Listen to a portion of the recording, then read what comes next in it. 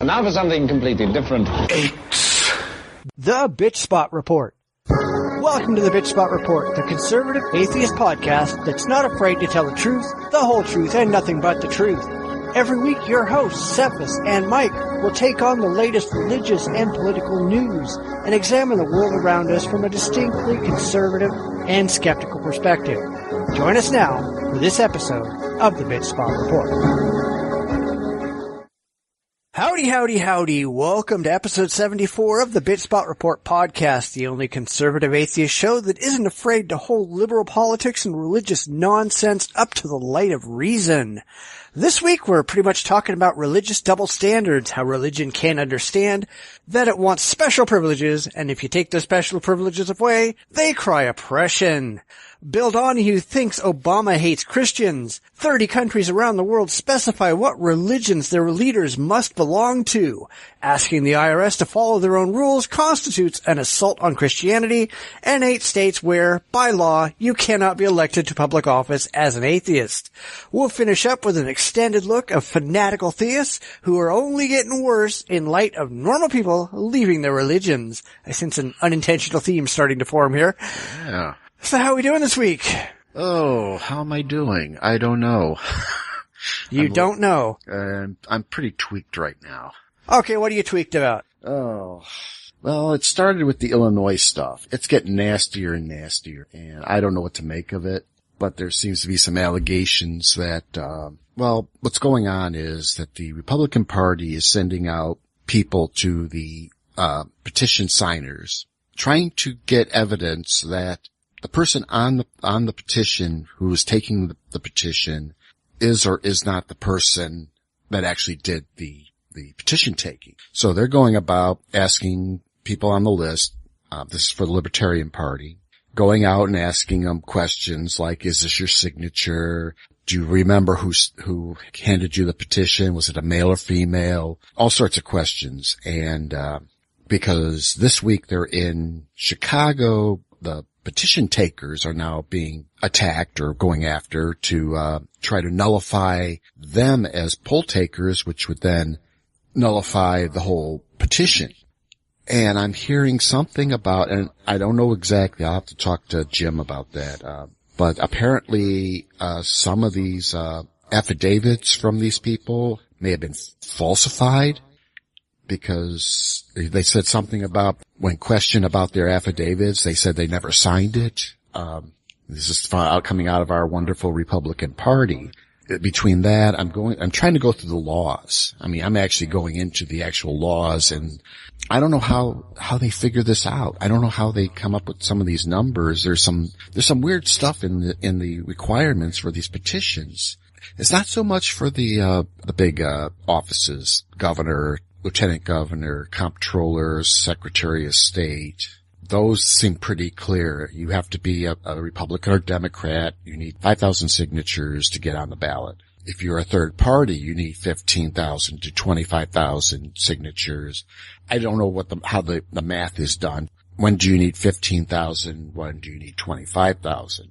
I haven't dug that deep yet into it. I don't know if there's a formula, or you have to, depends on the county, because there is for the congressional seats, the state congressional, it almost sounds like it's dependent upon the number of registered voters, if you register Democrat or Republican, because like the Democrats only need 100 signatures where the Republicans need 1,500, or it's flip-flopped. And there's like 2 counties, it looks like, that if you're a Green candidate, you only need 13 or 11 signatures. There is something weird going on just with that. Of course, I'm trying to follow it the best I can, and, you know, I got a chance to talk to Jim over the weekend. We had a few beers, stuff like that, and we got talking about things like, you know, the United States itself has signed treaties. We have made it clear that, you know, in the conferences during the Second World War and for the post-war, that we want these countries to be able to have the ability to choose their own leaders, give them the right to vote and unimpeded right to vote. That's been our, at least on the face of things, probably more for the public consumption, but that has been our, you know, our basis, much of our, you know, what we want when we try to force our democracy on other people. There's a treaty, I forget which treaty it is, but I think, it's Stockholm or Helsinki. It's one of those type, things where we sign an agreement. I think it's a UN agreement, so you know how that goes, but we stand behind the individual right to access to the vote and the choice of their candidates. And apparently that applies to everyone else but us. Of course. Yeah. The one thing that bugs me about this, and I don't know that anybody's brought this up before, but exactly why is it that if the Republicans are challenging these signatures, why is it that the Republicans are the ones that get to go around and verify it when they are a clearly biased party? Exactly. You would never see that anywhere else. I mean, that's like saying that we're going to have, in the war between Israel and Syria, we're going to have like the Muslims in Iran out there refereeing. It's like, no, that would never fucking happen. You would have a completely independent party, somebody who has no horse in the race whatsoever, to go out and verify these things. There is no way in fuck that anybody in their right mind would let the Republicans, who are specifically doing this to keep other parties out of the election, be able to run the damn investigation. Yeah. That's only an invitation to corruption. What the fuck is going on in that stupid state of yours? I have no idea. I mean, I wish I knew because, well, see, even on top of it, one of the lawyers that are running this, I mean, it's a lawyer and he's, I don't know. Again, this is more circumstantial. I probably would be better off not saying this, but this particular lawyer is, also involved a lot with sports, local sports and stuff like that. I don't know his extent I know it does sound like he does like youth programs and supports those things, but he's been made chairman of these things and stuff like that. And I don't know what law he practices if it does involve sports, because the Republican candidate for governor, Rotner, he has interest in like 4 professional sports teams. And I'm going to state it as a coincidence. I don't know. I'm just wondering if this guy is just a buddy of Rotner who is, pretending to be independent or pretending to be a concerned citizen, type of thing to fight the libertarians getting on the ballot, And it does sound like it because the guy doesn't even understand the law that he's fighting against. I saw some exchanges between Jim and this guy, and the guy just, it's like the guy told Jim, well, if you ran a primary, you don't have to go through this. And when I heard that, I'm like, this guy has no clue. He doesn't know the law. He doesn't understand the law. I mean, the law clearly states that the libertarians need 25,000 signatures. There's nothing in there about if they ran a primary because they're not a major party. Only the major parties can get the 5,000 threshold. And, so I'm like, oh my God. I mean, we got lawyers who don't know what the fuck they're doing. This guy, Rotner, I don't like him at all anyhow. And a couple of my friends they're coming out saying, well, he knows how to run a business. I think we need business people to be running government. I'm like, no, we don't. We don't need this guy. I don't know what the governor makes. 100,000, maybe 150, 200,000 a year. He's shelled out almost $1 million to get the damn job. That doesn't sound business-like to me. He's spending more money to get a job that pays less. It's like, well, it's not about the money. It's about the influence that he's going to get by having the job. I know, but it's like, I don't like when they use this thing about government should be run like a business. No, government needs to be run like a government. You're supposed to take in your taxes, you run your basic services, maintain your roads, your police, your fire, your whatever, hospitals, schools, all the stuff that the state normally runs, and spend all that money, or at least keep some aside for a rainy day. Don't spend more than you have, and everything should be fine. But that's not the way it works anymore. Of course not, because we got a bunch of liberals running around, even if they're wearing the Republican jacket. Right. I honestly don't know why, and Jim, if you're listening, I don't know why the libertarians don't go to like the fucking federal government or whatever the state version of the Department of Justice or whatever and say, what the fuck is going on where you're allowing one party who has a vested interest in keeping other parties out to run the investigations to keep the other parties out? What the fuck is going on in that state? That's just ridiculous. And anybody who can't see how ridiculous that is needs their heads examined. Exactly. Yeah. Because, the more I dig into it, the more I'm like, it's like I want to punch somebody. I want to slap somebody. I want to slap every Illinoisan who's voted Republican or Democrat and saying, what the fuck are you thinking? Well, because they want their party in power. They don't give a shit if it's right or wrong. They don't give a shit if it's fair. Yeah. Fairness and politics don't go together. Yeah. It's all a scam. And let's be honest, I mean, this is Chicago and Illinois, and corruption in government kind of is their thing. And I can say that because I was born there, but Jesus fuck, I would never live there today. I don't know why people put up with it. I mean, I don't know what the taxes are anymore. I don't know if we're ahead of Los Angeles or we got behind I don't know, but it's one of the highest taxed areas, and they happily, they accept it. It's like, okay, I gotta pay 14% taxes on, whatever. And, that you get, cause you gotta do it because Rahm Emanuel says we get, that's what we need, so, they pay it. And, and it's like, well, what services do you get? It's like, they don't get anything. They pay ridiculous taxes. Yeah, property is pretty expensive in Chicago, and there's areas that are pretty high, so they're paying high taxes. And, of course, all the jobs are leaving Illinois. I mean, last time I talked to my office, almost 80% of our office is out on field assignments in other states because that's where the work is. There's no work in Illinois, and it's insane. Yeah, well, I know. I mean, I would never even go to LA, much less live in it. I won't even enter the city. It's that crappy. Yeah. I mean, it wasn't bad, but fortunately I was just going to the airport and leaving there to Bakersfield. So would I have lived there? No, I don't think so. And Ontario was nice, but then again, it wasn't built up when I was there. It still isn't. It's still very nice. Yeah. Okay. That's out in my sort of area where it's very nice. Yeah. Not the shithole that is the big city. Yeah. Well, anyway. So did we have anything else to go over? Well, the other thing that's got me tweaked, all it has to do with is with the Brian Dunning. He's got 15 months in prison. He got sentenced and everyone lost their fucking minds. Let's leave it at that. I'm entirely fine with him going to prison for 15 months. No big deal. Yeah. He did it. He's guilty. He gets punished. Let's move on. But seriously, there's all kinds of shit. You've got like the Atheism Plus fucktards who are running around going, oh, he should have his head cut off. Yeah. Well, that's like, it.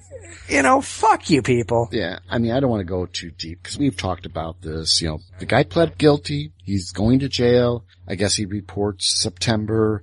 Brian, love you guy, but don't drop the soap. And I think 15 months he'll be back out and doing his thing. Apparently he said he won't, his podcast, I guess, is supposed to still go out. We'll see about I don't know if he has 15 months worth of material. I wonder, but it's just that kick the guy when he's down. Yeah, that's the stuff that really bothers me. And, I mean, I don't know the guy from Adam, so, all I know is, he seems to be a decent guy. He screwed up a few times, pissed some people off. We all say something stupid. We get called out on it. And, we deal with it. It's like, okay, yeah, maybe we're right, maybe we're wrong, who knows? But you know what? Life goes on. I mean, they're really singling this guy out, the crazies in the movement. And that's what bothers me. And, that thing I sent you, that screen capture, if you were able to click to the article he linked, it said nothing about some of the stuff that was in his article. And I'm like, dude, you're that lazy to just rely on that other site. I mean, if you're that angry or that pissed off at this guy, apparently he's also pissed off at Shermer.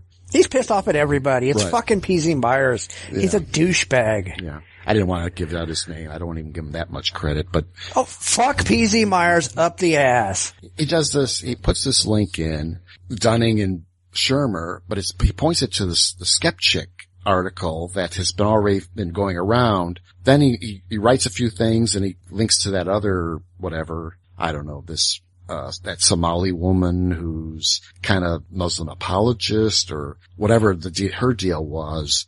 And that's the article. You know, of course it's don't trust your heroes and all that kind of stuff. And it's like, PZ, get some balls, write a real article. If you're really pissed off at this, don't hide behind the skeptics. I mean, I know they got bigger penises than you, but you know what? Have some balls and write a real article. Well, he doesn't write anything. I mean, he's just there preaching to the choir because nobody else goes to fucking Pharyngula anymore. Yeah. He's driven away any audience that he ever had. Now it's just this giant fucking echo chamber for Atheism Plus and the other fucking dipshits. Yeah. You know, I don't even know. Why the fuck did you even go read the article? Actually, I got a do not link to it. I didn't bump his, But I don't go there at all. I have not stepped one fucking foot on Pharyngula in 2 years. I will never go again. I will never go to the skeptics. I will never read anything that any of them write ever again. I don't care what it is. That's it. Yeah. You know, somebody sends me a link. I delete it. I don't go there. Yeah. Well, fortunately, it was a do not link. You know, that there's that service where you can. Oh yeah, I know, but. So I checked it out because I'm just curious, you know. I am not curious about anything he says ever. Yeah. You know, it was like somebody over on, we were talking about this exact thing over on, Why Evolution is True, Jerry Coyne's blog. And somebody sat down and said, actually, I don't think it was there. It was a different blog, but, somebody sat down and said, well, PZ talks about biology, and without PZ, you'd never know anything about biology. It's like, dude, there's a fucking lot of biology bloggers out there. There's biology books. There's biology everything. I don't need to ever fucking listen to PZ and his fucking liberal Atheism Plus bullshit to ever know anything about biology. Fuck right. You people. Yeah. Cause I don't go He's to not them. A hero. He's a dick. Yeah. I can't say anything more. I mean, I agree. Yeah, you know, I just needed to know, and cause it's almost like, maybe it's just that, you know, watching a train wreck or seeing a car accident, you gotta look, you know, type of shit. So maybe that was it. But there's this guy, he's on Facebook. It sounds like he's been a real staunch supporter of Dunning, and that's got him kicked out of a lot of places. He's been blocked all over the place. So I feel sorry for the guy because he's really, I mean, the guy's pretty sharp, you know, knows his shit. I mean, he's got his head on straight, and I guess he knows Brian, worked with Brian probably. Jim even commented on it because he actually interviewed Dunning on his show. So it's, kind of, I was seeing all this stuff and I go, okay, I just want to know what happened, you know, and of course, nothing in a newspaper about him getting 15 months. It's all the bloggers that got a hold of it somehow ahead of time and getting 15 months. And, you know, so it's like, okay, so that's what's happening. They're now, high-fiving themselves and patting themselves on the back for a job well done. Maybe we should do a section on stupid atheists. Oh, well, it would all just be a discussion on Atheism Plus, because that's pretty much it. Yeah, when atheists do stupid things. Oh, they do just as many stupid things as the religious do. Yeah, so. That's why I don't pay any goddamn attention to him. That's why I will never go to Pharyngula. I don't give shit what P.Z. Myers has said. I don't care what Rebecca Watson or any of the rest of the shittards say. I don't give a damn. I don't pay any attention. That's why I miss all these stupid little childish catastrophes that go on in the atheist community, because there is no goddamn atheist community. It's just a bunch of fucktards running around pissing on each other. Screw all of you people. And on that note, let's do some news. Yes. And now the news.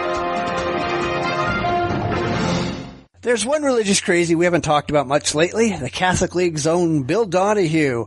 Bill is mad at Obama for daring to wish good tidings at the end of Ramadan when, according to Donohue, Christians are being beheaded in the Middle East just because they're Christian. Now, while that may be true, and that's horrible, the fact is that Obama just wishes every group good tidings when their holidays are around. And that means about as much as his campaign promises, let's be honest. Yeah. This is just more ridiculous, manufactured anger by the religious. You know, Bill, you sit around and bitch about the shit that Obama does and the shit that other groups do. What about those pedophile priests again? You don't seem to talk about those, do you, asshole? Yeah, reading this, I'm like, you know what? It's always somebody else who's the problem. And of course you gotta pick on Obama because he's the president and all that kind of stuff, and you probably don't like him, and so let's make fun of the guy, and he should know better. What good does it do? All it does is make him sound like he's important, and the people that listen to him think he's some sort of enlightened whatever. It's just this stuff that just doesn't make sense to me. Yeah, I just don't get why this is a big deal. Well, it's not like we're going to do anything. I mean, he knows perfectly well that the Muslims are beheading Christians. The United States, hey, is there oil there? Yeah, maybe we'll do something about it. If not, oh well, it's just Christians. Well, yeah, but that's true of every group. I mean, we don't give shit one if the Buddhists are out beheading Muslims. We don't give a shit. We don't give a shit about the people in Africa who are ripping apart albino children. We don't give a crap.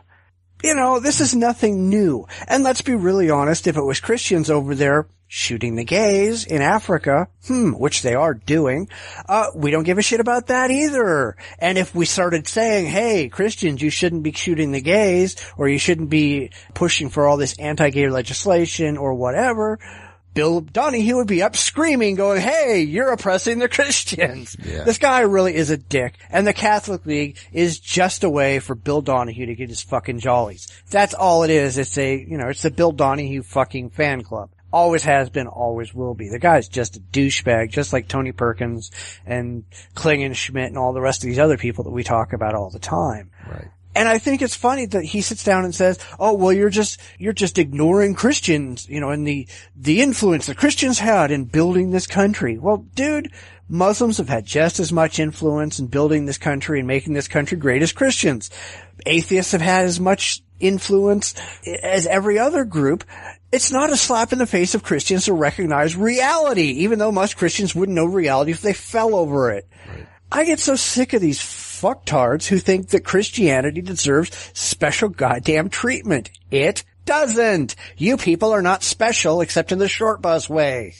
Right. Yeah, I can't add much to that. It's just, even like right now with what's going on in Israel and Gaza, and seeing all the memes and everybody, oh, Israel's bad, oh, Hamas is bad, going back and forth on that. And it's really to a point where I don't know what's really going on over there, for one thing.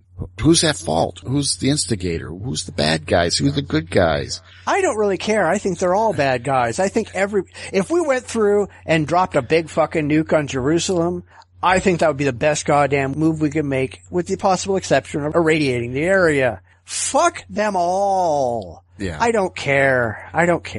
But let them all die. Right. And everybody's getting so charged over who's who and who stole the land, who is occupying, who's the, all this kind of stuff. And it's like, I think the biggest problem is that these people just don't want to get along. They just don't want to. And like here in the States, the Christians don't want to get along with anybody. I mean, unless they're other Christians, but, and not even that most of the time. And even that, the Catholics and the Protestants, they don't get along, in certain ways and so on. It's really if there was a way to get along, I think a lot of these problems would just vanish, but they don't want to, because they're the chosen peoples, or they're the we follow Jesus. We're be the ones who are going to get into, whatever.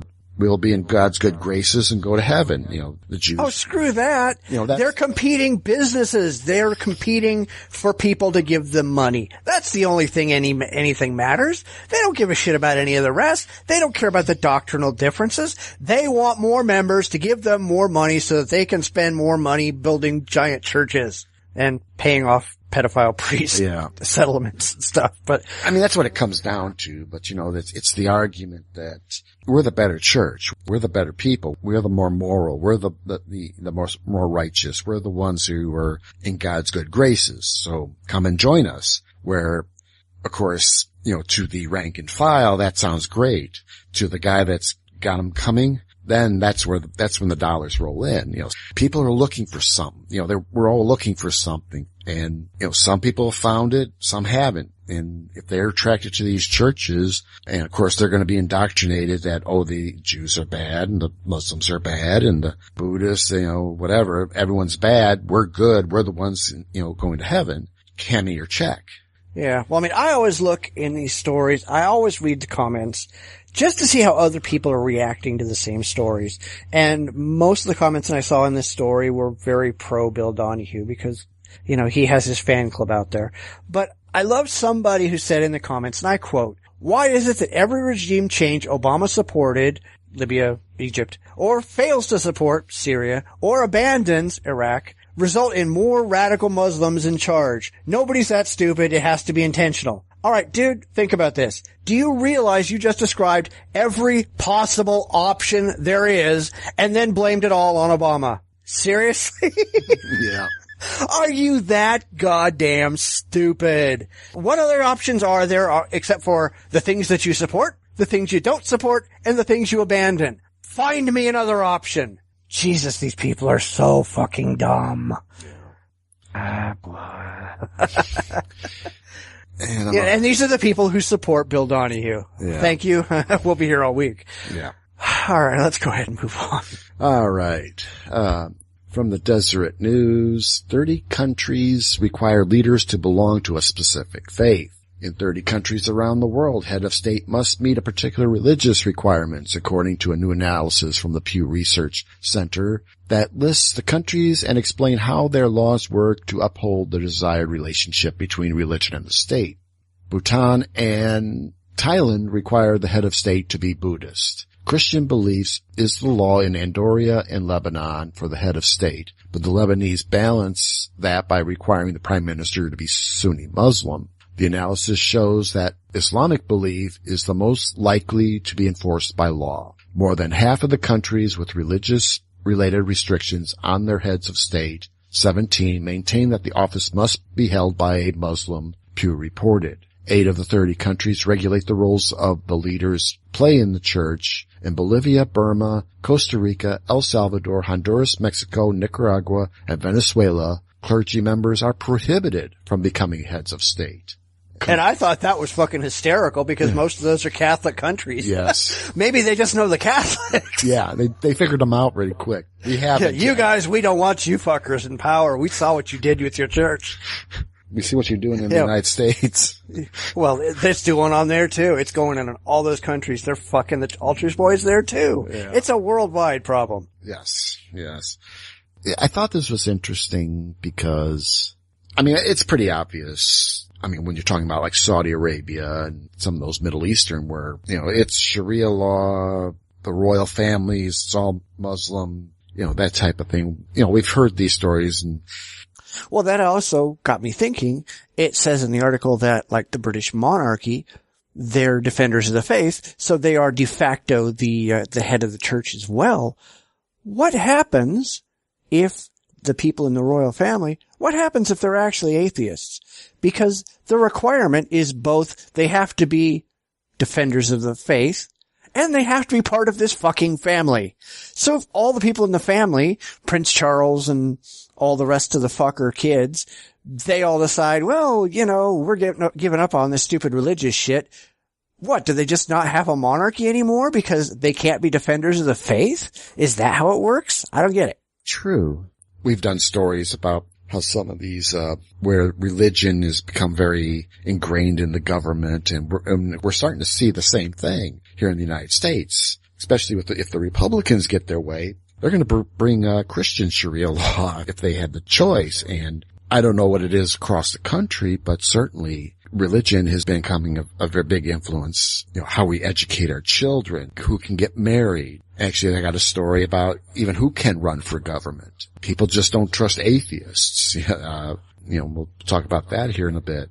So, it's this whole, when you look at, some of these countries that are, where there are regulations about who can be and who can't be based on religion, these are still pretty messed up countries. Our biggest problem right now, Honduras. Is it Honduras or where are they coming from?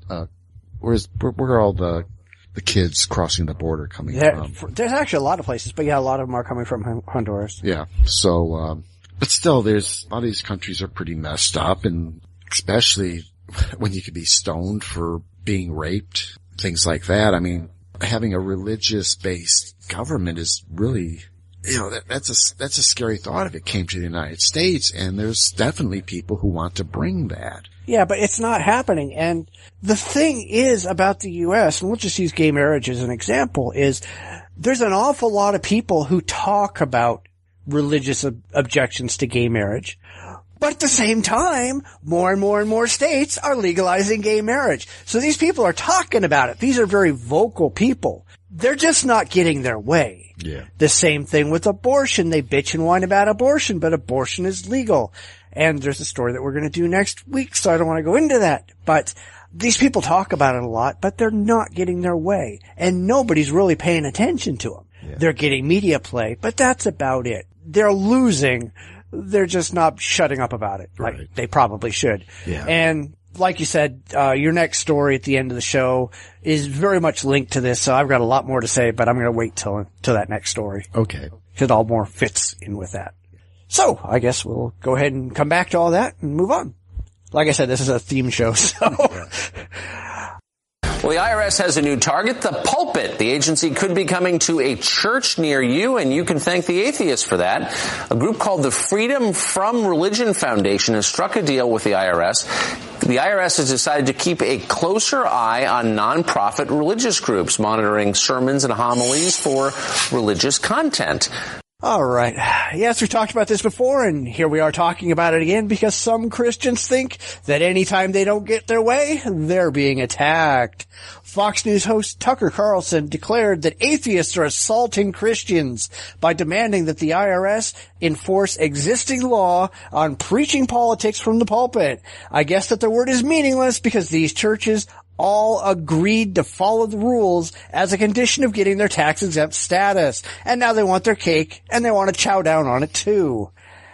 And this came up because I was having a discussion with somebody who insists that churches magically get tax-exempt status. They don't have to apply for it.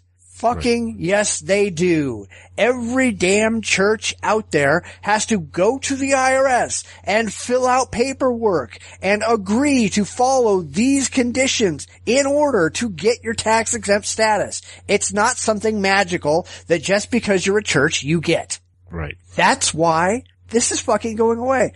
I mean, I had one Christian honestly tell me that since corporations are people, churches are people too, and churches therefore have a right to free speech that override the tax code. Fuck you up the ass. Yeah, he might be right though. If it gets well, with the Supreme Court, yeah. But, because actually I knew about this even before because part of that, because when they sign up for their, was it the 103I or whatever, it's an exemption where, they can get their tax exempt. They apply for it and they're required, they can't speak out on anything, political. But there's also a clause, there's something about a clause where they do have to serve the public in national disasters or something along that lines. This has gotten all the conspiracy people up in arms because, they think that's part of the FEMA when the army or whatever clamps down and invokes martial law. The churches are required to counsel people and saying it's okay, everything's all right, just hop on this bus to the FEMA camps.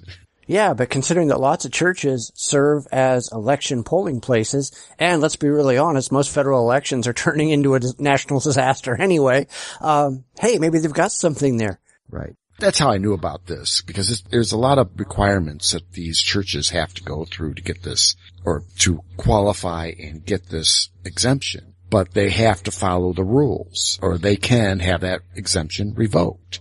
Many of these churches who are preaching to their flocks on politics, who to vote for, who not to vote for, what party, whatever, they're violating that agreement that they've signed. Well, but they don't care. They don't care. That's the thing. And the thing is, it's like, they're violating that agreement and they want to twist in the free speech. I have the right to speak out. I shouldn't be, hindered. And there's also the state can't interfere with my free speech through this rule. so I should be able to speak out on political stuff, and then you're just violating my constitutional rights. And I'm like, no, you signed a fucking agreement not to preach politics in your churches. Yeah. If you do, you can lose that exemption. And they just don't get it. Oh yeah, because it's the atheists who are well, yeah, the atheists are pointing that out. Do you want the Jewish synagogue next door, who's probably doing the same thing, rat out the Christians next door for doing that and make them lose their exemption? No, they're not going to point that out. You know, it's got to be somebody outside of the church. So yeah, it's going to be the atheists who are going to point this out. So we're going to be the ones that have the fingers pointed at. And it's like, no, dude, you're the guys that are breaking the law. We're pointing out that you are breaking the law. We want the laws enforced. Fuck well, you. these people do not understand what their fucking rights are. They don't comprehend. They've got this like very shallow understanding of it. Oh, I have the right to free speech. But you don't understand what that actually means.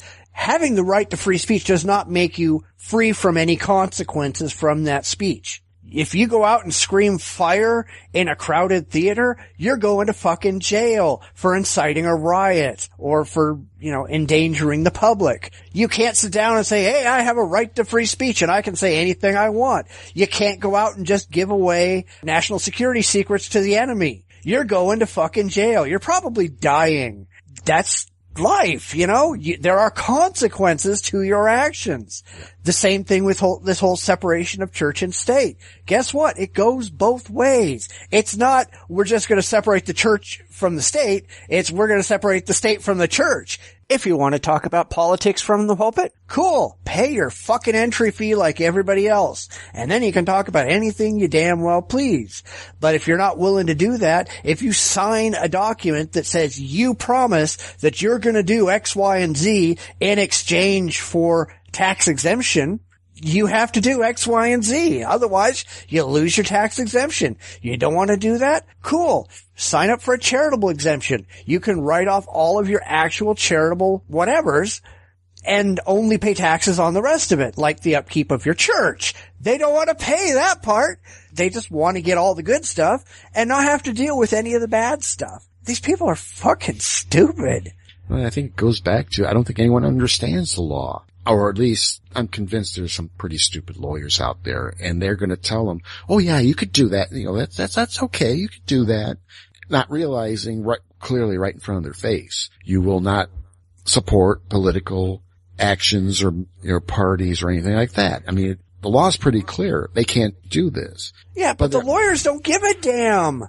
The lawyers get paid either way. Well, they're going to go out there and tell them anything they want to hear because they're going to get paid when this sucker goes to court. And if the lawyers win, great. If the lawyers lose, fuck it. They got paid anyway. Who gives a crap? They'll go tell the next sucker whatever they want to hear. But it's still along the same lines. The lawyer should be trying to protect their client. And if they're telling them to, oh yeah, go ahead and preach, you don't have anything to worry about. He's either an idiot who doesn't understand the law, or he knows some way to get around it. Or he's just a dishonest prick. Welcome to the legal profession. Yeah.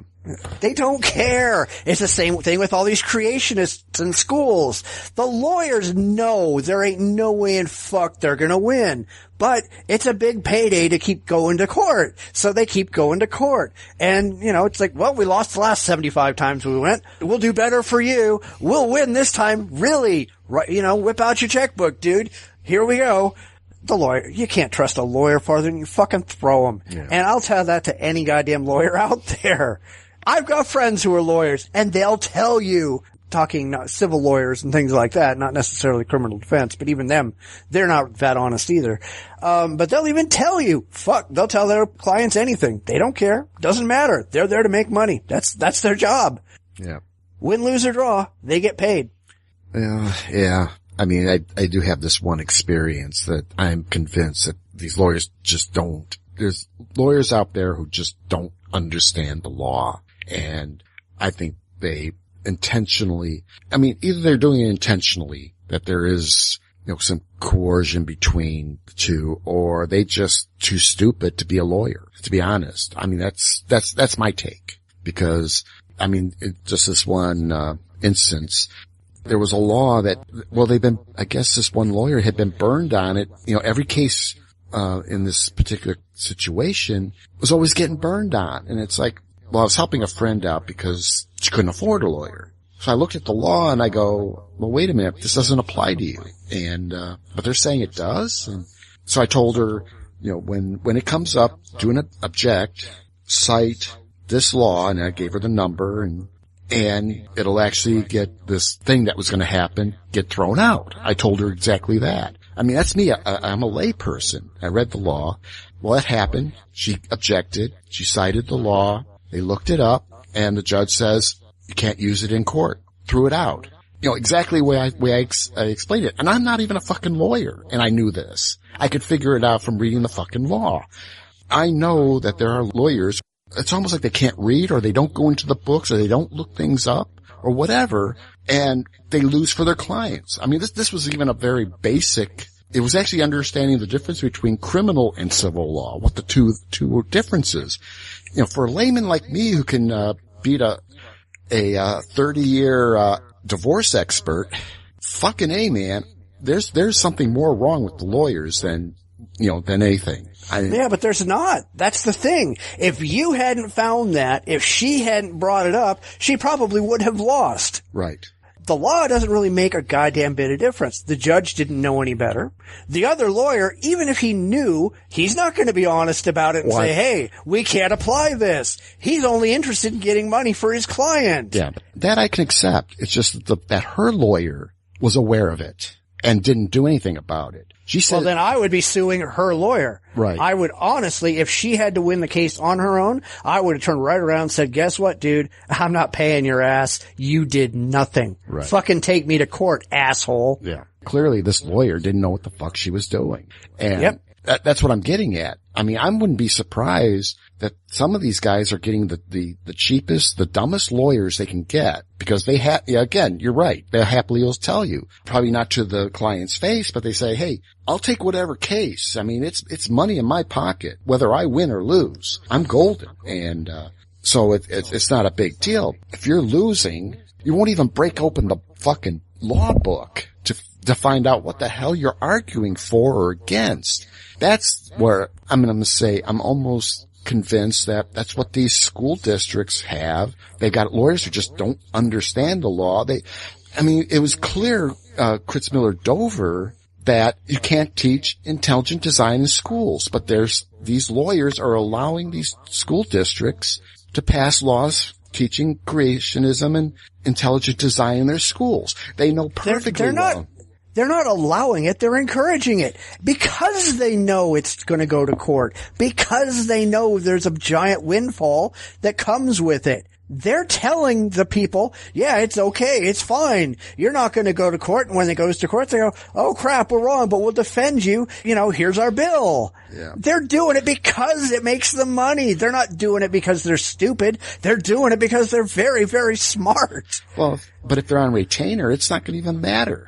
If they're on retainer to a school district, they're getting paid no matter what they say.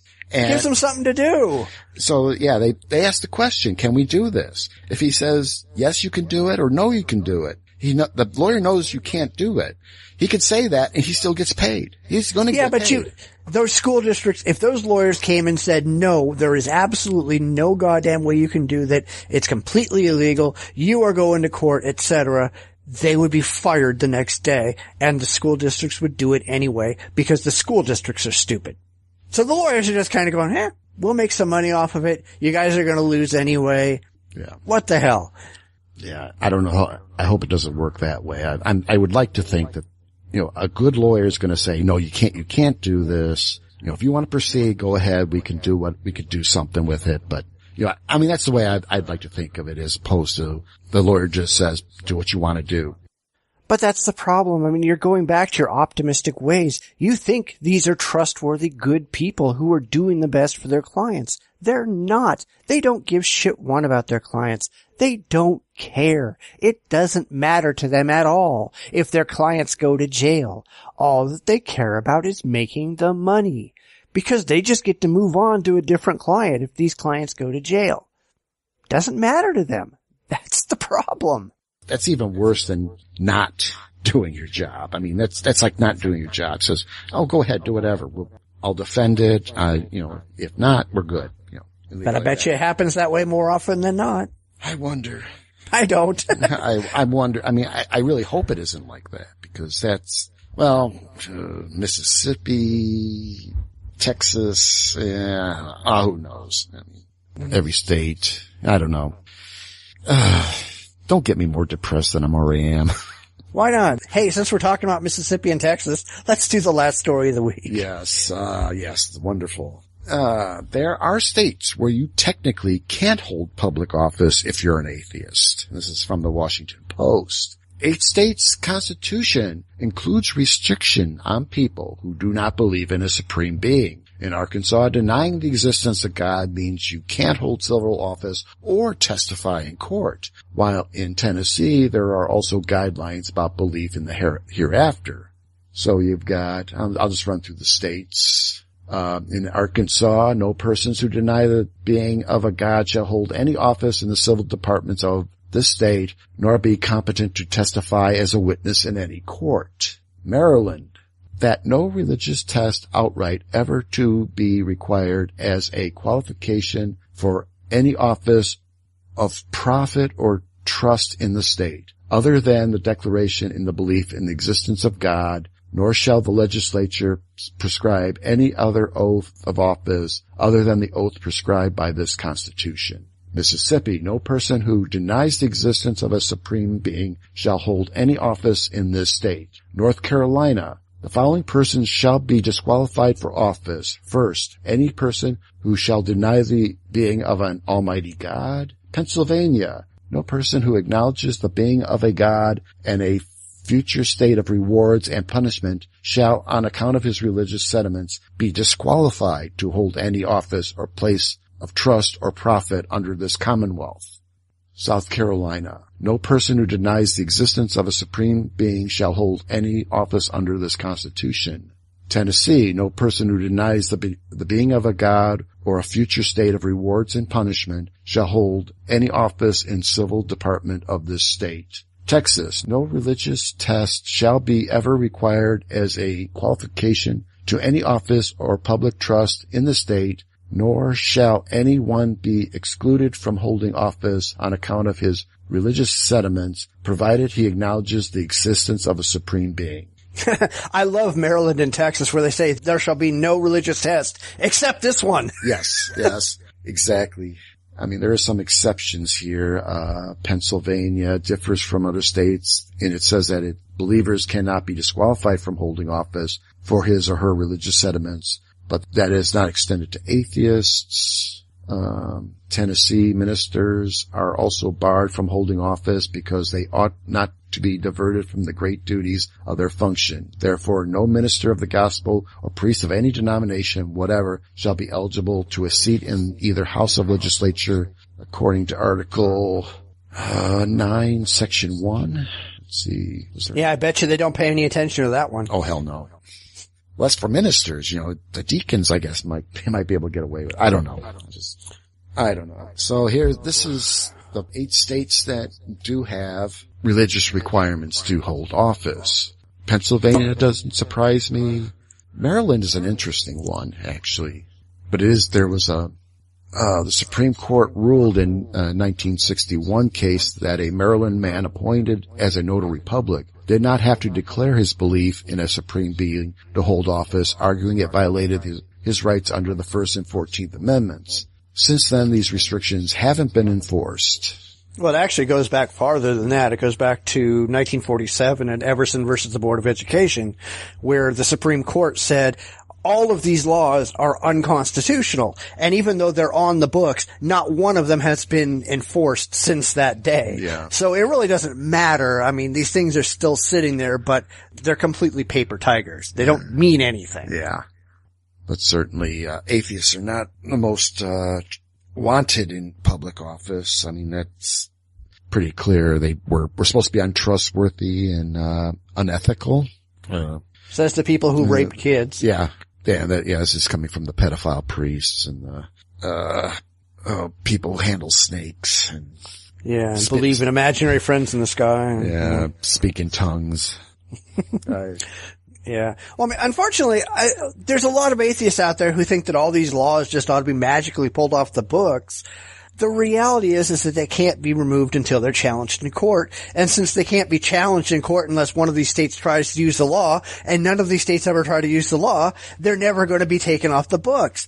Nobody tries. And of course, that means an atheist has to actually be elected and then denied the office based on his lack of religion. Yeah. Well, the laws are just going to sit there forever. Yeah, pretty much. Yeah. It's funny that it's those wonderful little vestigial laws. The stuff that has no bearing in modern times. There's laws, those laws about, you have to, if you're driving a car, you have to have someone in front to shoo away horses, whatever all these weird little laws that really don't apply anymore, but they're sitting on the books. I think it's funny that the city of Joliet, Illinois, has a law, an ordinance on their book that the proper pronunciation of Joliet is Joliet, not Juliet. Actually, at one time they wanted to name Joliet Juliet because there was Romeo, Illinois to the north, and they were trying to do this Romeo and Juliet thing, and Joliet said, no, we're going to call it Joliet. And, so somebody pointed out just how stupid that really is. Yeah. And then Romeo turned into Romeoville. But there's an actual law. Everyone kept calling it Juliet, and they put a law on the book saying, no, the proper pronunciation is Joliet. And, of course, there's far too many people who pronounce it Juliet, and I have not seen anyone go to jail over that. So, Yeah, it really is kind of stupid. I mean, I think all of these old laws, we actually need I don't know if it should be a federal law or something that just basically says that any law on the books in any state, any city, any town in the country that has not actually been used in 20 years is automatically thrown off the books. That would get rid of all this shit. Yeah, that would get rid of the crap. I imagine they do it everywhere, but there's where they kind of clean up the laws actually, it's mostly the case law, and they'll codify all the case law, what do they call it? I know they call it something, but every so often, they'll sit down and everything that's been based on case law will get codified. I don't know what they call it. I know it's something, but they do it, it's like every 10 years or 20 years they'll do that, and they'll revise all the code books or the laws. I know they did it in Illinois in 1960. It needs to be done a lot more often than that. Yeah. I don't know. I know there's this thing where or maybe it has to be legislated. Yeah, we gotta clean the laws up. When the case law gets out of control and, there's so many cases that builds together to create, what they do. I don't know what they do, but they pull it all together and, update the laws basically, or add the clarifications and stuff like that. And then they start fresh. But something like that, just going through, do we enforce this law? No. Okay, it's off the book. Something like that. Because, a lot of these are in their constitution, so I don't know if you can even knock them off the books without a constitutional convention to clean them out. Well, I mean, I think that they should go ahead. If the Supreme Court finds that these laws are unconstitutional or these parts of their constitution are unconstitutional, that they can't have them, they must be immediately removed. Yeah, that would be nice. Yeah, but that would make sense, and we don't do things that make sense in this country. Come on. Oh God, yeah, that's right. Sense? That went outdoor long ago. Yeah, unfortunately. I see an awful lot of atheists making a big deal about all of these laws on the books. It's like, you're just wasting your time. They're completely useless. They can never be applied. And yeah, people may not elect you because you're an atheist, but you can't actually complain about that too much because people are stupid and they just do what they do. They're stupid, shallow, ignorant, whatever, and they think we're baby-eating hedonists, and well, maybe we're hedonists, but we're not baby-eaters, but well, we don't eat that many babies, at least. Yeah. Only on the high Satan holidays. Yeah, I limit myself to 2 babies a year. Yeah. But babies are fattening. Well, it just depends on, what the cuts. Depends on how you cook them. Yeah. Deep fry them. Deep fry versus bake. I don't know. Deep fried baby. They have that at like atheist county fairs, don't they? Yeah. Where they deep fry everything. Batter dip, deep fried baby. Yep. Kentucky Fried. Kentucky Fried Baby. Yes, it's a new atheist restaurant. Yeah. Atheist fast food, Kentucky Fried Baby. At least we're not getting into the dick jokes. Yeah, nah. Oh man, but,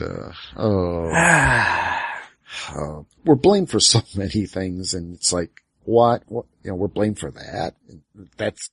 I don't know. It's just, until somebody wakes up. I hate to call, everyone sheeple because that's a conspiracy word, it's like, but it is, the religious, they happily go about, they follow their leaders, they don't question anything, and they're told that we're these evil creatures, we're, believe in Satan, all that kind of stuff, and sometimes I don't know. It's hard to say if we're more moral than, the religious. There's been a few. No, it's not. We are. Well, okay, I'll go with that. We're just as moral, if not more moral than they are. We certainly understand there are certain wrongs in this world. We don't screw children. We don't stone women, or we don't, you name it. We don't kidnap girls and force them into slavery. We don't do all this kind of stuff.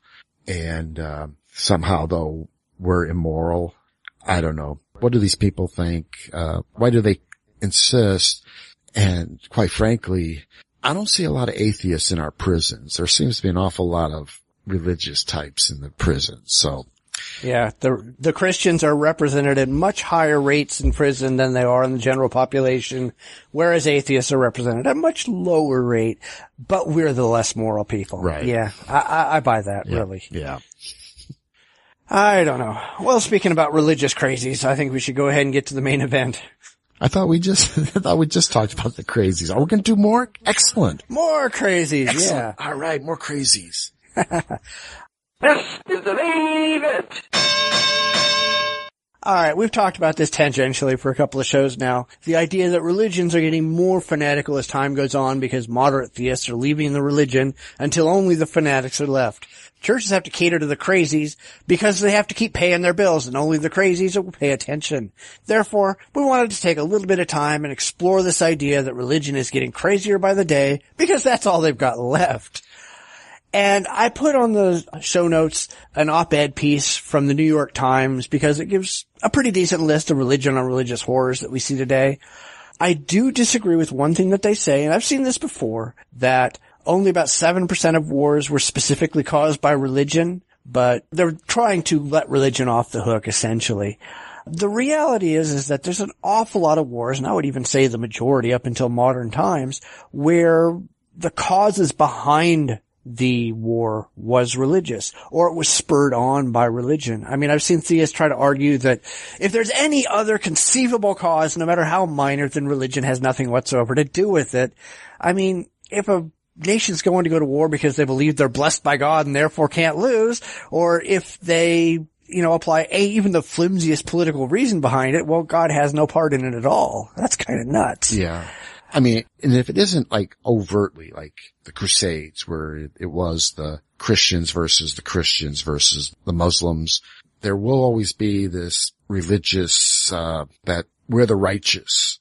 The First World War, even though it was all politically motivated, there was a lot of religion, there was a lot of ethnic and a lot of religious backing to that war. I mean, certainly the British and the Germans, they had God on their side fighting. Religion gets worked in quite a bit. I mean, while you can look at the First World War as being wholly political, treaties coming into play, there was that religious component with we had the Russian, Orthodox, you had, Germany, Italy, France, Britain.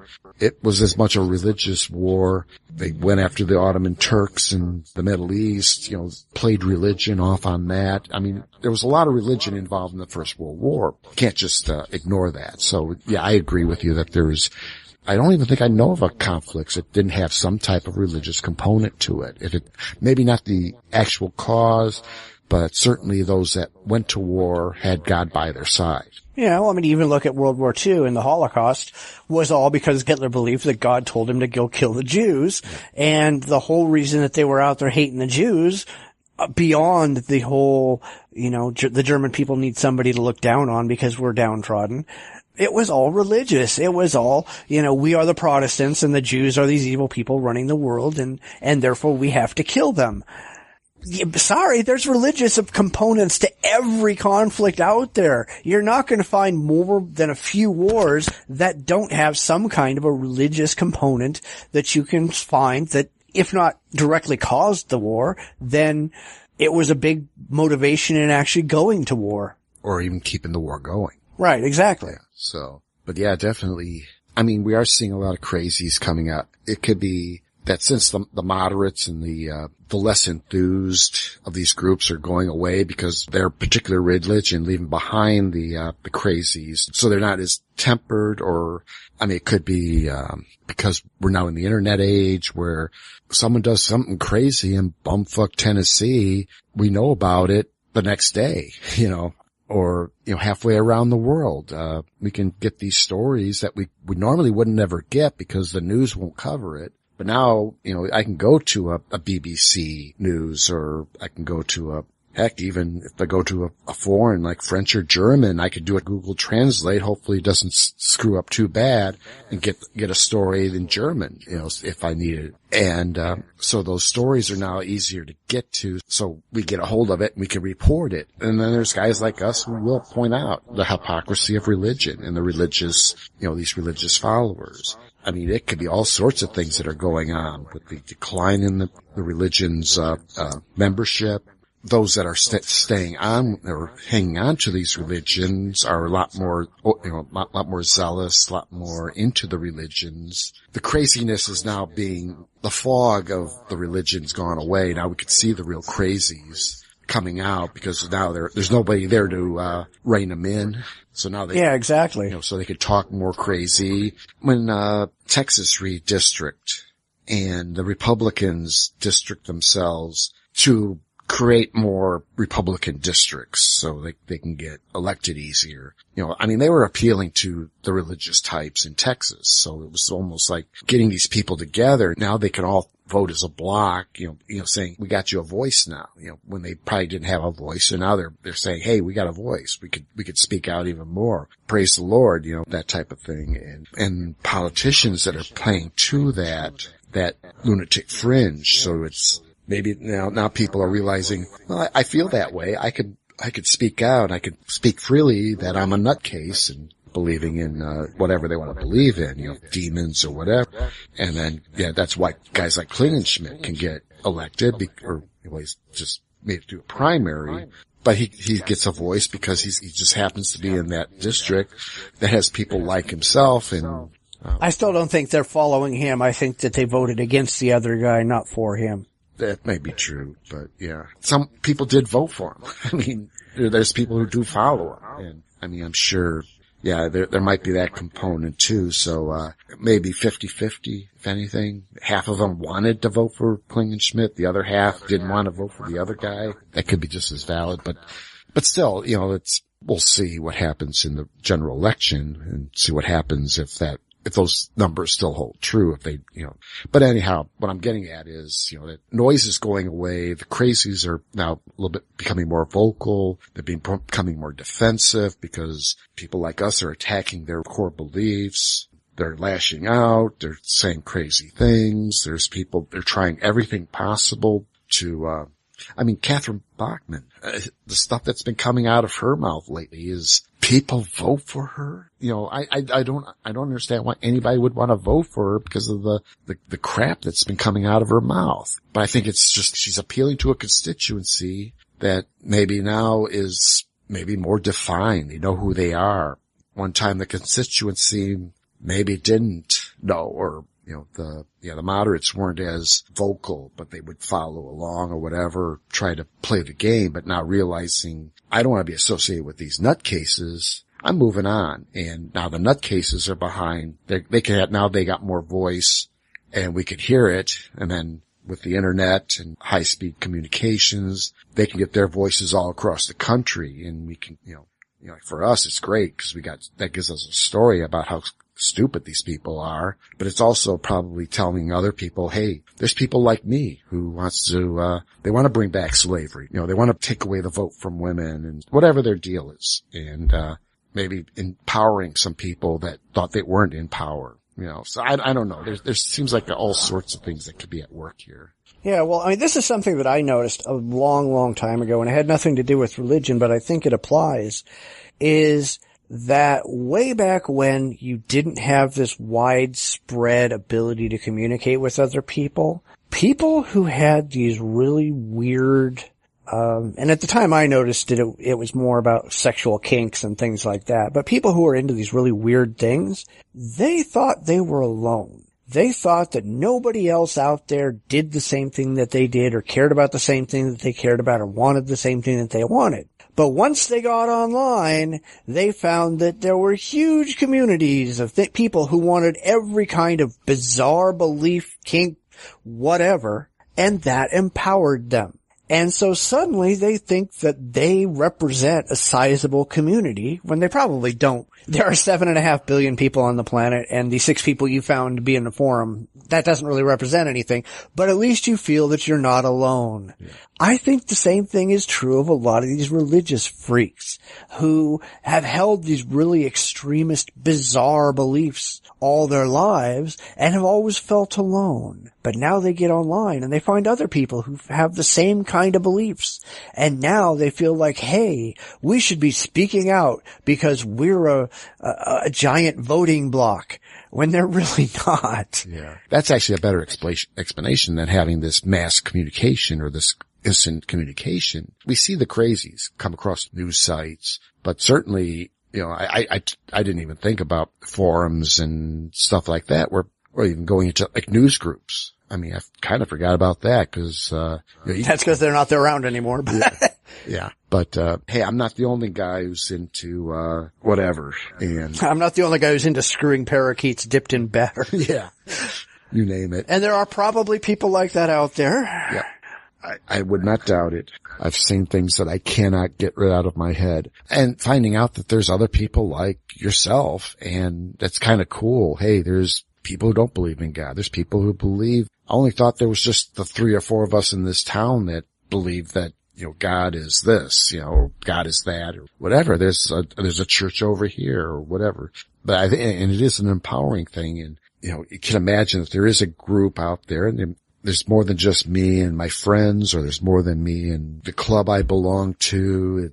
I'm not referring to just sex. I mean, just, if you're into certain hobbies, I'm big on war games, and I like the old board war games, the old Avalon Hill, games. And I also have, a miniature war game. And there wasn't too many people where I lived when I was first getting into it. I knew about them. I actually found some magazines about wargaming, and it was cool.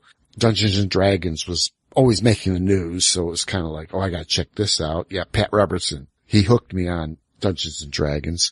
Oh yeah, at the risk of going completely and totally off topic, I mean, what really got me into D&D, and you gotta remember I was a Christian at the time, was there was this show on, some Christian TV station called The Eagle's Nest, and it was run by Pastor Gary Greenwald, and he did this big thing on the Satanic Panic back in the 80s. He had these really stupid, Halloween is really horrible and awful, and he had the worst sets, and he'd have people like dressed up like Frankenstein walking around like Frankenstein is a real thing. And he did some stuff on D&D where it was like, oh yeah, we're casting spells at each other and we're calling up real demons and all this other nonsense. And while I was into D&D anyway, he made it fucking hysterical. All right. I think he probably led more people to D&D than TSR and Gary Gygax and the rest of them combined, because he made it actually look fun. And I think a lot of that Satanic Panic shit back in the 80s, that all backfired on these fucktards. Right.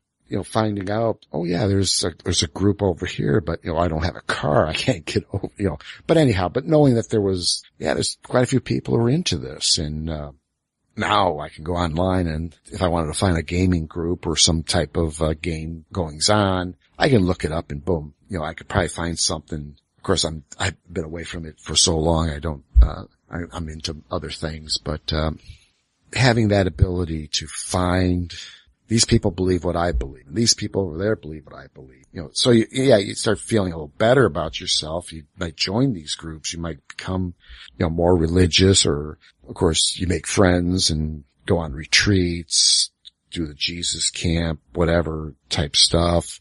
I think even on top of it, when you start learning, but there's people who don't believe what I believe in, and they believe opposite of what I believe. You can shut yourself off from that. Just from watching Jesus Camp. These people I don't know if at one point they reached out and found these people, but now then they kind of sucked back in because now they got their safety group or a safe group that they can be hanging around, and, they don't want to expose their children to the real world or to reality. They want to teach them the Bible and creation and all that kind of stuff. And I definitely agree that the internet has opened up a lot of avenues. It opened a lot of channels to find people, or even to escape people. Yeah, exactly. Yeah.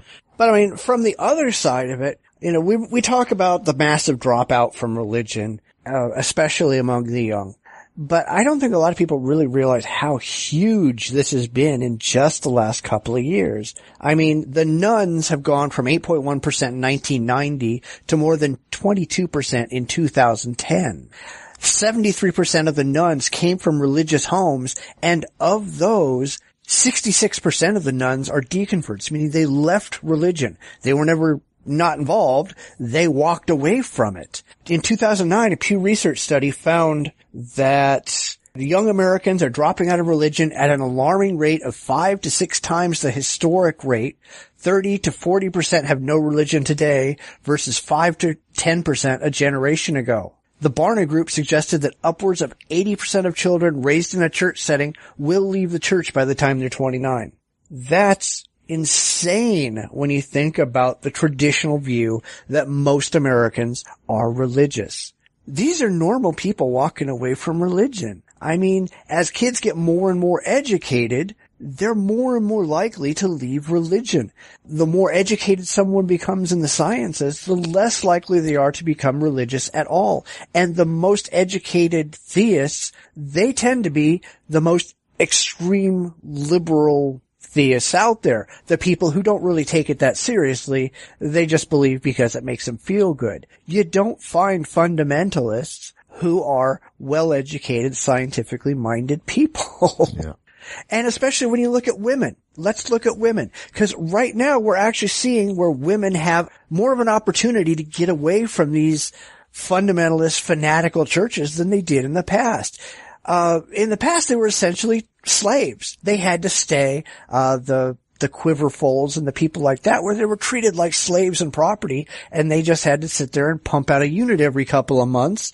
Now they're running away from these and taking their children with them.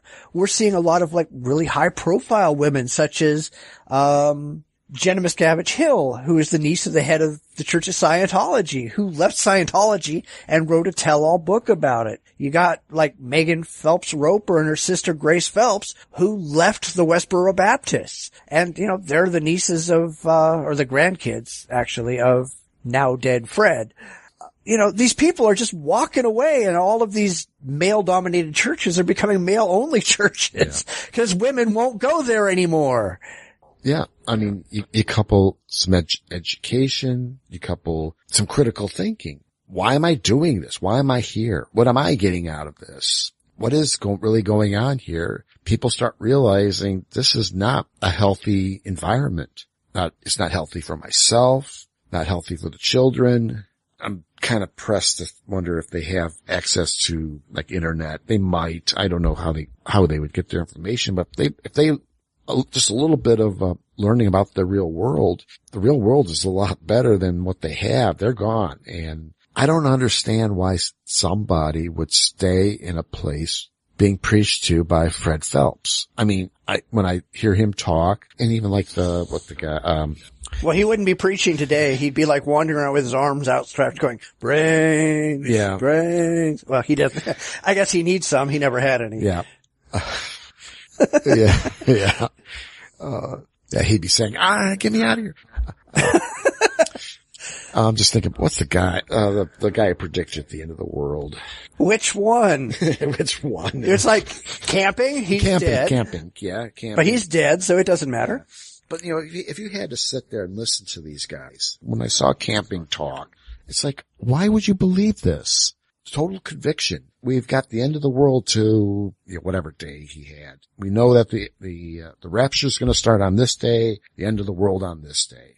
And I would like to think that if you're listening to that, you're a believer, and you start hearing stuff like that, it's like, this is too ridiculous. This is nuts. Why am I listening to this? Do I want to listen to this tomorrow? No, I'm out of here. Yeah, but you got to remember that even people like camping, before he died, his church was going under because people were leaving. Yeah. So he makes up a end of the world thing to scare people back in. That didn't work. He made that stuff up for years and years and years. Yeah. But it stopped working because everybody started realizing this guy is nuts. And so people stopped going to his church. People stopped listening to his ministry. People stopped giving him money. They started going bankrupt. This is the future for religion, people. These are the crazy fucktards who are losing their influence and going under. And I think it's funny that the people who leave religion, they tend not to be neutral on religion when they leave.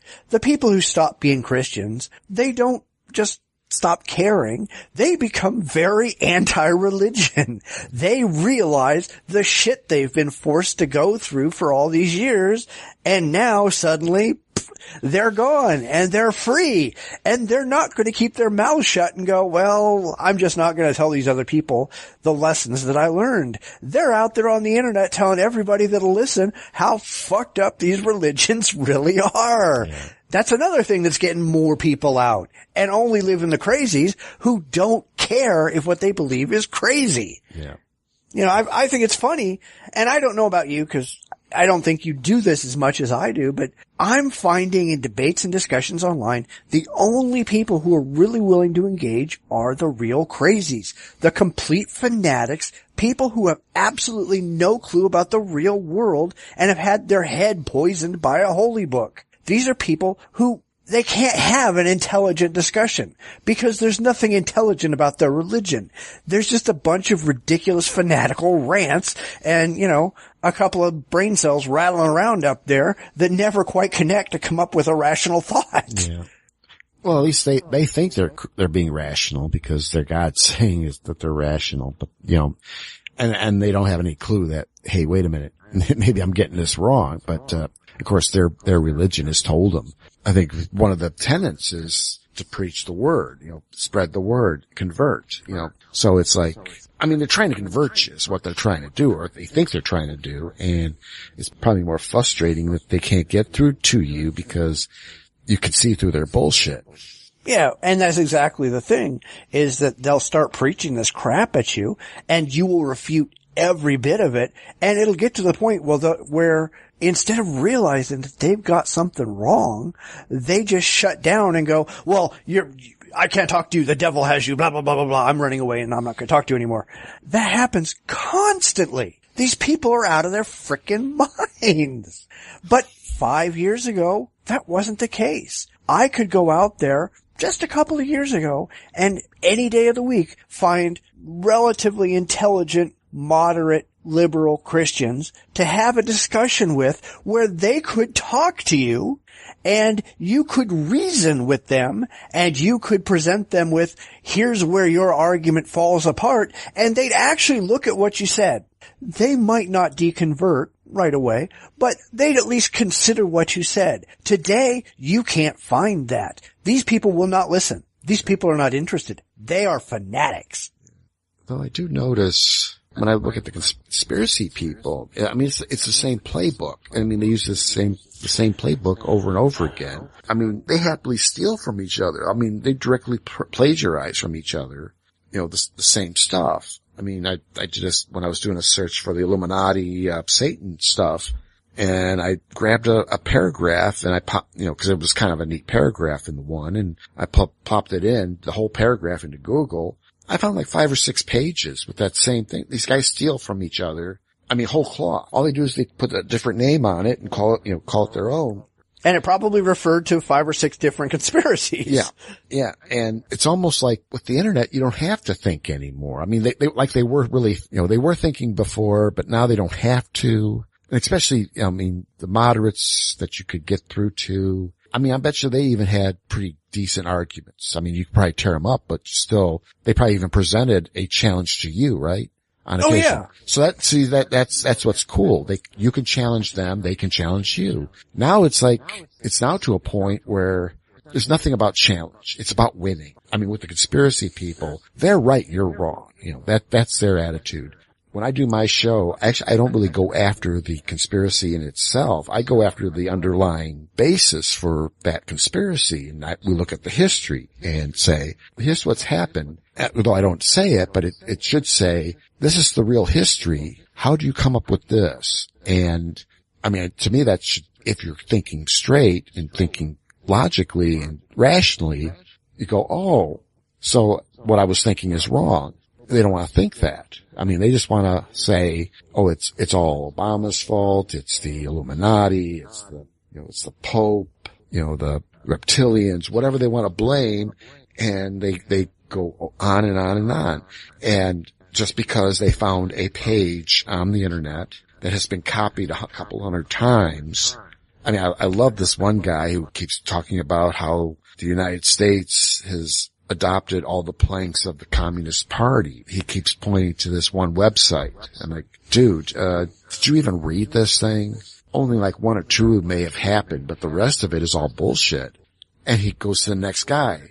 Yeah, all the planks of the, it's like, there's no way to reason with the guy. He's already convinced that we can blame everything on the government and the corporations and the communists and what have you. And I'm like, you're not going to get through to this guy, and they're always going to be there. If this guy was a moderate, yeah, I could probably explain, no, that's not true. That's not right. This plank hasn't happened yet, because just check this out and you'll understand. And, maybe some of these people grew up and said, yeah, maybe I was wrong all this time, and maybe they're still religious, but they just don't engage. Maybe one more step and they're out type of thing. But certainly it's, with these people going, leaving, you're leaving behind the hardcore crazies who, now there's no fog or there's no, noise behind them. It's all, God is this. If you don't believe in God, you're going to hell. You're controlled by Satan. We're right and you're wrong. Yeah, there was a point in time when the moderates actually provided cover for the crazies. The moderates are gone. Yeah. And now the crazies are out there. Now we can actually see these people are out there dressed in their chicken costumes, jumping up and down and acting like morons. Yeah. Yeah. It's sad. It's really it is. And I think it's going to get worse before it gets better. Oh, yeah. I think we're really going to get down, once we get down to a very small portion of the population actually being openly religious, and all of them are the hardest of the hardcore, that's when you gotta start really worrying. Because those are the people, it's like, I worry about the people who they want to keep Israel around just so it can serve as a material component in the summon Jesus spell at the end of time. I'm worried that those people are actually going to go out and try to make it happen. Yeah. Well, yeah, they are. They actually are trying. Well, no, I mean, they're going to go and, damn it, the end of the world has got to come, so we're going to go out and we're going to try to engineer a worldwide nuclear war so that the world ends now. We're going to help God because God isn't doing what he's supposed to be doing. Yeah. Those are the people I worry about. Yeah. Oh, definitely. I mean, there are those who believe, they want the temple rebuilt. They want to do stuff they want to take over the Temple Mount. These are Americans. I mean, oh yeah, these are people that are, they're spending money to get this, try to make this happen. And, why? Yeah. It's like, don't you read your Bible? only God knows when, whatever the passage is. I should probably put that down because that seems to be the classic. That would be the perfect shut up. Should be the perfect shut up passage. You're not supposed to know what God knows. You'll never know until it happens. And they don't care. They don't care. Right. But it's like, it's in their Bible. That's something they should be following or whatever they do with the Bible. I mean, nobody follows the Bible. It's the book of multiple choice. It does what they want it to do depending on how they want to read it. Right. Right. Yeah, I'm just pointing that out because, there is that part, but, there's those that want to, we need to build the mount. We gotta do this, and then it starts the rapture, and then you have Armageddon and everything that it's in Revelations. Okay. And that's their plan, and they're trying to make that happen. I'm like, why don't you just let it happen? But no, it's because they want Jesus. They want to bring Jesus back. Okay. We gotta get Jesus back, save the world, send the sinners to hell, whatever, and all that kind of crap. And I'm like, well, the problem is Jesus isn't coming back. That's the problem. They've been waiting for 2,000 years for Jesus to come back. And instead of recognizing the obvious, which is fucking Jesus isn't coming back, they want to force Jesus to come back. Or they want to replicate what they think would happen when Jesus comes back and blow the shit out of everything. Yeah. Because they're tired of being fucking wrong. Yeah. I can see something like that. You push someone far enough, they're going to snap. And I kind of like George Carlin did this bit about entropy. I enjoy chaos and disorder. Not just because they help me professionally. They're also my hobby. You see, I'm an entropy fan. When I first heard of entropy in high school science, I was attracted to it immediately. When they told me that in nature, all systems are breaking down, I thought, what a good thing. What a good thing. Perhaps I can make some small contribution in this area myself. And of course, it's not just in nature. In this country, the whole social structure just beginning to collapse. You watch. Just beginning now to come apart at the edges and the seams. And the thing I like about that is that it means it makes the news on television more interesting, makes the television news more exciting, makes it more fun. I watch television news for one thing and one thing only: entertainment. That's all I want from the news: entertainment. You know my favorite thing on television? Bad news. Bad news and disasters and accidents and catastrophes. I want to see some explosions and fires. I want to see shit blowing up and bodies flying around. I'm not interested in the budget. I don't care about tax negotiations. I don't want to know what country the fucking Pope is in. But you show me a hospital that's on fire and people on crutches are jumping off the roof, and I'm a happy guy! I'm a happy guy! He's hoping to sit back and watch the whole world collapse around him because everything breaks down to the simplest, however he puts it. That means buildings collapsing and cars falling apart and trains crashing, and I'll just like to sit back and watch all that happen. That's what these people are. They want to make it happen. Yeah, but they don't want to watch it happen. They want to make it happen. Right. Right. These are not people who want to watch airplanes fall out of the sky. These are people who want to put on bomb vests and get on the plane and blow it up. Yeah. Oh yeah.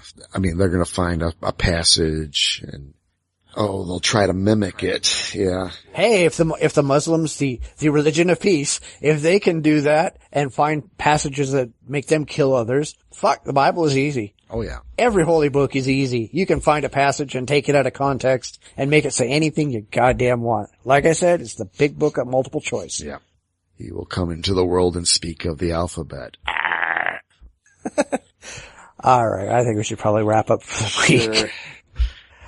Hey, that all kind of worked out together, and we didn't even plan it that way. Join us in another week for more weird coincidences as we delve into the insanity of liberal politics and the inanity of religious belief. Until then, check our website. Check us out on Facebook, Twitter, Google+, Tumblr, and listen in on iTunes, Stitcher Radio, and Player FM. Hey, if you like the show, give us a good ratings on any of those sites. It helps new listeners find us. So until next week, keep your head down, let some crazy religious fuck blow it off for daring not to believe in their imaginary friend in the sky. Take care, and stay rational. Good night, everyone. You've been listening to the Bitchspot Report podcast with your hosts, Cephas and Mike. You can follow us on Twitter respectively at Bitchspot1 or at JDRipper1962. Please visit our website at report.jdragononline.com. We're on Facebook at facebook.com/The Bitchspot Report. We're also on Google+, iTunes, and YouTube. Those links are at our website. We'd love to hear from you. You can reach us via email at report@jdragononline.com. Comments, ideas, and suggestions are always welcome. We'll be back next week with another fun and fact-filled episode. Please tune in again.